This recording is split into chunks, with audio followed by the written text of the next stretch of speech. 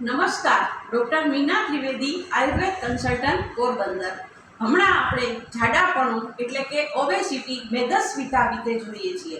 તો એના ઉપાયમાં એકલી દવાથી કે એકલી કસરતથી એનાથી ફાયદો નથી થતો, પણ આપણે ચાલવું, કસરત કરવી, ડાયટિંગ અને દવા એ ચારે જો સાથે લઈએ તો આપણને ફાયદો થાય છે.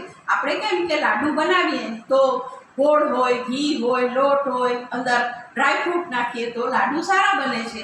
એ રીતે આપણે આ ચાર વસ્તુ જ્યારે ભેગી કરીએ ત્યારે આપણને ફાયદો થાય છે.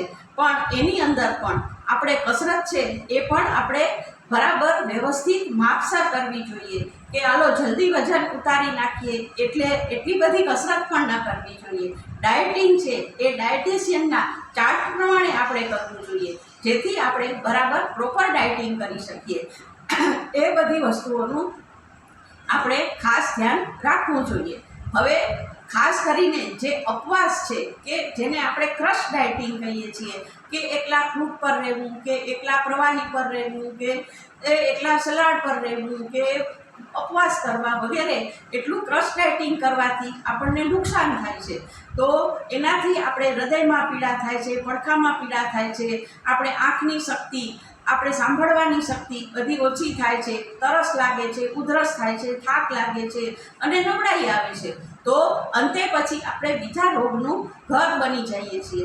તો આપણે એ બધી વસ્તુઓનું ખાસ ધ્યાન રાખવું જોઈએ. એટલે ક્રશ ડાયટિંગ ન કરતાં આપણે ડાયટિશિયનની જે સલાહ હોય એ પ્રમાણે આપણે કરવું જોઈએ.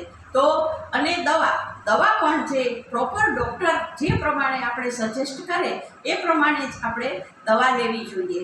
ખોરાકની અંદર પણ આપણે વ્યવસ્થિત જે ખોરાક લઈએ તો આપણને ફાયદો થાય છે. હવે એની અંદર શું દવાઓ લેવી અને શું ખોરાક લેવો, કયા અનાજ લેવા, એના વિશે આપણે આગળ જોઈશું.